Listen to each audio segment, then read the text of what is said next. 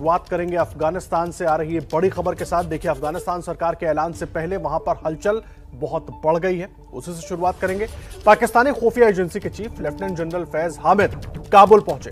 तालिबान के बुलावे पर पाकिस्तानी सेना के अधिकारियों के एक डेलीगेशन के साथ जनरल फैज हामिद भी पहुंचे हैं और बताया जा रहा है कि इस मुलाकात का मकसद दोनों देशों के बीच आर्थिक और सुरक्षा के मुद्दे पर बातचीत करना था। यह बड़ी जानकारी इस वक्त हम आपको दे रहे हैं। पाकिस्तानी खुफिया एजेंसी के chief lieutenant general Faiz Hamid Kabul पहुंचे हैं तालिबान के बुलावे पर। पाकिस्तानी सेना के अधिकारियों के एक डेलीगेशन के साथ जनरल फैज हामिद पहुंचे हैं और बताया जा रहा है कि इस मुलाकात का मकसद दोनों देशों के बीच आर्थिक और सुरक्षा के मुद्दे पर बातचीत करना था। लेकिन बड़ा सवाल है कि इस डेलीगेशन में आखिर फैज हामिद वहां क्या करने के लिए पहुंचे, क्योंकि बार बार पाकिस्तान पर तालिबान प्रेम का आरोप लगता रहा है। बार बार यह आरोप लगता रहा है कि आईएसआई तालिबान को एक तरीके से आगे बढ़ाने के लिए हर तरह से सपोर्ट कर रहा है और इस बीच फैज हामिद का वहां पहुंचना कई सवाल खड़े करता है। देखिए, इस बीच अफगानिस्तान में सरकार गठन को लेकर के भी बड़ी खबर आ रही है, बड़ी जानकारी आ रही है। अफगानिस्तान में नई सरकार बनाने को लेकर तालिबान की बैठक खत्म हो गई है। नई सरकार का हिस्सा कौन कौन होगा, इसको लेकर 2 से 3 दिन में ऐलान हो सकता है। तालिबान की तरफ से यह जानकारी दी गई है। नई सरकार बनाने को लेकर नई सरकार का हिस्सा कौन कौन हो सकता है, इन तमाम बातों को लेकर बहुत अहम बैठक चल रही थी तालिबान की और अब वो बैठक खत्म हो गई है और नई सरकार का ऐलान 2 से 3 दिन में हो सकता है। मुल्ला अखुंजादा हो सकता है देश का सुप्रीम लीडर, ये बड़ी जानकारी मिल रही है। और तालिबान की अहम बैठक जारी थी, बैठक खत्म हो गई है। 2 से 3 दिन और लगेंगे फैसला होने में। जानकारी जब दी जाएगी उसमें 2 से 3 दिन का वक्त लग सकता है। नई सरकार में शामिल कौन कौन से चेहरे होंगे, उनका ऐलान जल्द हो सकता है।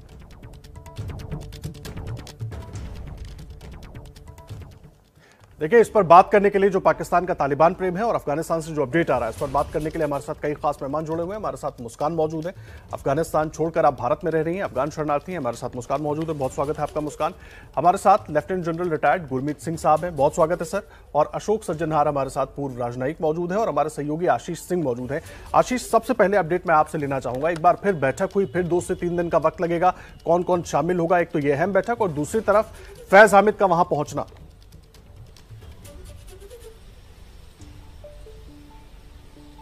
जी हाँ, बिल्कुल।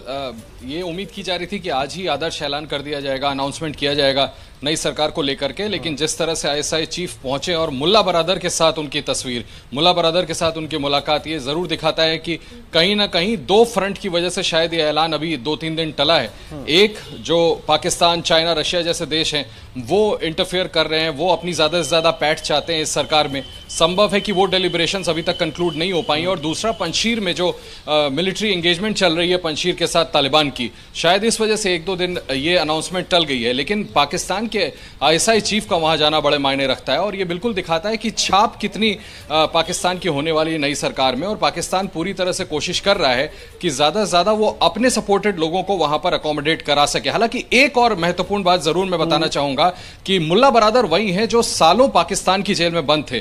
तो पाकिस्तान के लिए एक ये ट्रिकी इशू भी है कि मुल्ला बरादर को जितना ज्यादा हो सके गुड बुक्स में लेना पड़ेगा। उस चैलेंज को भी एड्रेस करना पाकिस्तान के लिए जरूरी है। ये वो भी दिखाता है कि पाकिस्तान को कहीं ना कहीं इस बात का थोड़ा बहुत डर भी जरूर होगा कि तालिबान को जितना ज्यादा पैसिफाई शुरुआत में कर लिया जाए उतना पाकिस्तान के हित में होगा। और साथ ही सरकार में अपने समर्थित हक्कानी हो या दूसरे लोग हो, किसी तरह से ज्यादा पैठ बनाया जाए। और शायद यही वजह है आदर्श, बस आखिरी बात, कि आपने देखा शाह महमूद कुरैशी पाकिस्तान के फॉरेन मिनिस्टर कैसे डे 1 से लेजिटिमाइज करने में तालिबान सरकार को लगे हुए हैं। मुझे लगता है ये उसी एक्सरसाइज का नतीजा है। ठीक है आशीष, आप रहे हमारे साथ। अशोक सज्जनहार साहब भी मौजूद हैं, पूर्व राजनयिक हैं आप। अशोक सर, मैं आपके पास आ रहा हूं। मैं समझना चाहूंगा, भारत जो है उसकी कूटनीतिक कोशिश अपनी तरफ से जारी है, खैर इस पर बात करेंगे सज्जनहार साहब से, लेकिन पहले गुरमीत सर मैं आपके पास आ रहा हूं। ये जो स्थिति बन गई है, अभी तक आईएसआई जो है वो दबे छिपे नजर आ रहा था। हालांकि भारत की तरफ से बार बार ये बात कही जा रही थी और पूरी दुनिया कह रही थी कि आईएसआई का इसमें बहुत बड़ा हाथ है तालिबान को आगे बढ़ाने में। अब तो सब कुछ खुलकर सामने आ गया सर। बिल्कुल जी, आपने बिल्कुल ठीक कहा। जो पाकिस्तान की इंटरफेरेंस है, पाकिस्तान जो इस पूरे प्रॉब्लम के पीछे में रहा है और सालों से, डिकेड से रहा है, ये सबके सामने में आ गया है। इस क्षण के ऊपर में पंजशीर के अंदर में पाकिस्तान ने अपने स्पेशल कमांडोज भेजे हैं, सीनियर ऑफिसर्स भेजे हैं, अपनी फोर्सेस के दस्ते भेजे हैं। जो सैटेलाइट पिक्चर और इंटेलिजेंस रिपोर्ट के मुताबिक उन्होंने जो हेलीकॉप्टर, जो बख्तरबंद गाड़ियां, जो तोपे भेजी है और अपने स्पेशल कमांडो भेजे हैं, वो सबके सामने में है। दूसरी तरफ दोहा के अंदर में डिप्लोमेटिक मीटिंग कर रहा है। और तीसरा, ये सबसे बड़ी जो बात आपने कही है आपके चैनल ने, कि जो डीजी आईएसआई है जो वहां पे पहुंचे काबुल में, क्यों पहुंचे हैं, और इतना लेवल का जो ऑफिसर है। और आप देखिए कि ये जो मैं कहूंगा इसकी टाइमिंग ये दिखाती है कि कुछ ना कुछ तो गड़बड़ है, कुछ तो रिवर्स हुआ है। ऐसा लगता है कि सरकार की फॉर्मेशन के अंदर में बहुत कठिनाइयां होंगी, और जितने भी उसके अंदर में हिस्सा चाहते हैं उसके ऊपर में आईएसआई के ही लोग हैं। तो ये जो बैलेंसिंग फैक्टर है ये लगता है बहुत भारी होगा। उसके अलावा आपने कहा कि दो बातें कि इकोनॉमी और सिक्योरिटी के लिए गए हैं। देखिए, इंटेलिजेंस एजेंसी का काम नहीं है। इंटेलिजेंस एजेंसी का काम होता है कि खबर रखना, लेकिन ये वाली जो इंटेलिजेंस एजेंसी है आईएसआई पाकिस्तान की, ये सदा ही इंटरफेरेंस करती रही है। और इसी ने ये जो पूरी संकट है अफगानिस्तान की, इसके अंदर में जो इनका रोल रहा है वो सबसे बड़ा है। लेकिन एक बात कहना चाहता हूं, ये जो आपने शब्द इस्तेमाल किया इकोनॉमी वाला, ये अवश्य चाइना के लिए वहां दलाली करने गए होंगे कि किस प्रकार चाइना अपना बिजनेस चाहता है, एमओयू चाहता है और उनसे कमिटमेंट चाहता है।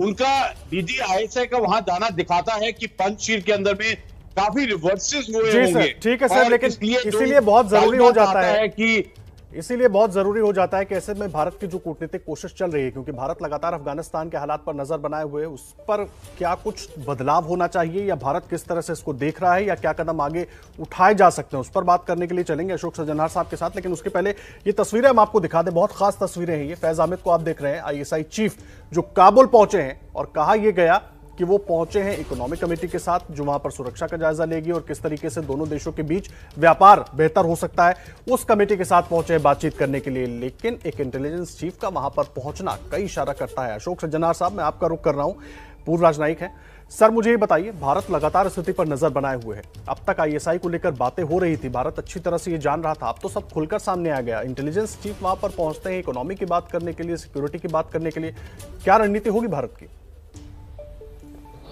देखिए, ये तो बहुत पहले से ही मालूम था आदर्श, जो ये आईएसआई वहां से जुड़ा हुआ है। इनफैक्ट तालिबान को वहां पर पैदा करने में अगर देखा जाए 1994 में, तो आईएसआई का बड़ा हाथ था। जनरल नसीरुल्लाह बाबर थे, उनका बहुत बड़ा हाथ था। और उसके बाद 2001 से लेकर 2021 तक जिस अगर देश ने और जिस एजेंसी ने इसको सपोर्ट किया है, वो है आईएसआई। इसलिए मेरे विचार से वो वहां पर जो गए हैं, कि अभी आपने देखा है जो ये शेख राशिद ने अभी कुछ दिन पहले ही ये पूरे इतने शब्दों में कहा, जो हमने तो तालिबान को सभी कुछ दिया है, यहाँ पर पनाह दी है, यहाँ पर उनको शय दी है, चाहे उनकी एजुकेशन हो या रहन सहन का हो, सभी का प्रबंध हमने किया है, पाकिस्तान ने किया है। तो मेरे ख्याल से किसी को अगर ये शक शुबा था, नहीं होना चाहिए था, पर अगर था तो एकदम खत्म हो गया है।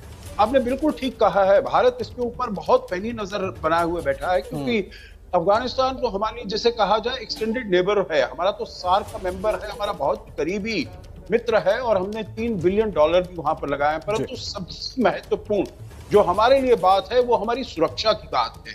और इसलिए आपने देखा होगा, जो कुछ दिन पहले जब हमारे राजदूत जो कतार में है, दोहा में है, उनकी मुलाकात हुई इनसे, शेर स्तानिकज़ाई से, तो उन्होंने सबसे पहले यही कहा, जो हमारी सुरक्षा को आप अपनी धरती को किसी भी आतंकवादी गुट के लिए प्रयोग होने के लिए, इस्तेमाल होने के लिए आप बिल्कुल इसको मत छोड़िएगा। तो उन्होंने हमें ये आश्वासन दिया है। और भी कुछ जो प्रेस स्टेटमेंट्स आए हैं, चाहे अनास हक्कानी का हो या और किसी का हो, उन्होंने भी कहा है जो ये कश्मीर का जो मामला है, ये भारत का अंदरूनी मामला है या भारत और पाकिस्तान के बीच का मामला है, हम इसमें कोई दखलंदाजी नहीं करेंगे। तो ये हमारे लिए बहुत महत्वपूर्ण है। और दूसरी बात, जो हमारे वहां पर बहुत ही कम चुनिंदा लोग हमारे वहां पर फंसे हुए हैं, सभी को तो हमने निकाल लिया है, परंतु 15-20 शायद ऐसे लोग होंगे, भारतवासी होंगे, जो कि वहां पर फंसे हुए हैं। तो ये उनको हमने कहा, जो उनको सुरक्षित वहां पर रखा जाए, और जब ये फ्लाइट्स शुरू होती हैं तो उनको भारत में लेकर आया जाए। और जो अफगानी लोग भारतीय मूल के हैं, सिख है, हिंदू है, अफगान नेशनलिटी है उनकी, वो अगर भारत आना चाहे और तो इसीलिए अशोक सर भारत ने नजर लगातार बनाकर रखी है। लेकिन आज का जो डेवलपमेंट है उसके बाद कहीं ना कहीं रणनीति पर और सोचने की बात होगी। देखिए, पाकिस्तान के तालिबान प्रेम पर तो हम बात कर ही रहे हैं, लेकिन हमारे साथ मुस्कान भी मौजूद है, उनसे भी जानेंगे। जिस तरह से आश्वासन की बात अशोक सर कर रहे थे कि तालिबान ने आश्वासन दिया है, तालिबान ने आश्वासन तो वहां के लोगों को भी दिया है, लेकिन फिर भी लोग डरे हुए हैं। किस तरह से खौफ का माहौल है वो भी मुस्कान से जानेंगे। किस तरह से है काम अफगानी के लिए स्थिति वहां पर क्या है। तमाम खास मेहमान मौजूद हैं, हमारे साथ मुस्कान भी मौजूद है जो अफगानिस्तान छोड़कर भारत में रह रही हैं अपनी सुरक्षा के मद्देनजर। मैं मुस्कान आपका रुख कर रहा हूं, मैं ये जानना चाहूंगा, एक तरफ तो एक आम अफगानी के लिए तालिबान खुद ही खतरे का सबब बना हुआ है और दूसरी तरफ पाकिस्तान, खास करके आईएसआई का जो इंटरफेरेंस है, कैसे जीना जो है वो और मुश्किल हो गया है एक आम अफगानी का वहां पर। जी थैंक यू सर। वहाँ पे जो हालात ऐसे है कि कल रात जो वहाँ पे फायरिंग हो गया था उसमें 17 लोग उसमें डेड हो गए और 41 लोग वहाँ पे इंजरीज हो गए। और वहाँ पे पाकिस्तान जो अभी खुले आम कर ये बताया कि पहले तो ये बताते थे कि हम किसी के तालिबान के साथ हमें लेना देना नहीं है, जैसे कि वहाँ से लोग पाकिस्तान तालिबान को अफ़गानिस्तान में पहला दिया और हालत ख़राब हो गए और लोगों का खौफ बढ़ गया है, लोगों का जीना हराम हो गए, बच्चे मर रहे, लोग मर रहे। वहाँ पे लेडीज़ अभी तक घरों में है, तो अभी खाना पीना ख़त्म हो रहा है। जो तालिबान ने बताया कि हम वहाँ पे डिसाइड करेंगे, जो हमारे सरकार जो 2-3 दिन में ऐलान होगा उसमें कोई जैसे कि वहाँ पे पश्तून है और दरी जो लैंग्वेज है बोलते हैं, फ़ारसी बोलते हैं, वो लोग को हम एक्सेप्ट नहीं करते। सारे हमारे सरकार जो होंगी वो होंगी पाकिस्तानी तालिब। तो इसमें लोग कैसे रह सकते हैं वहाँ पे, कैसे मतलब ये सरकार कैसे बना होगा, जैसे पूरे 37 मिलियन वहाँ पे पॉपुलेशन है, इसको कोई लोग इसको एक्सेप्ट नहीं करते। जो वहाँ पे तालिबान पंजशेर को बोला कि हम पंजशेर को अपने कंट्रोल में रखेंगे, जैसे कि वहाँ से जिस तालिबान मतलब तालिबान के साथ उनके बीच में भी लफड़ा हो रहा है। क्योंकि वहाँ पे जो तालिब है पाकिस्तानी तालिब और शायद किसी और जगह का भी तालिब है, जैसे कि आईएसआई वो सपोर्ट कर रहे हैं, 2 साइड हो गया इन्होंने।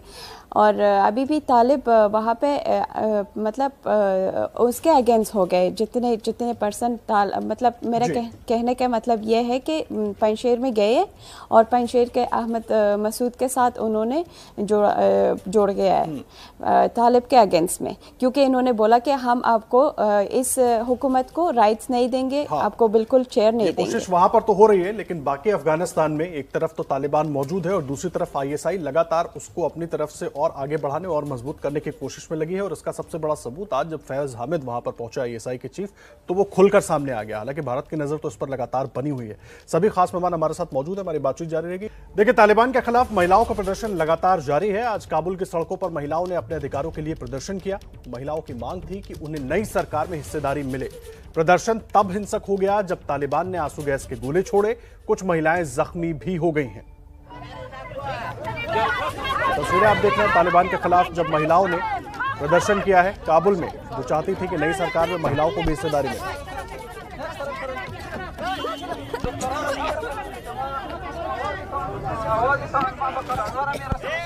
صبر کنین مشکل چی است کاپیتان چی است هیچ مشکل نیست شما انتظار کنین هیچ مشکل نیست صبر کنین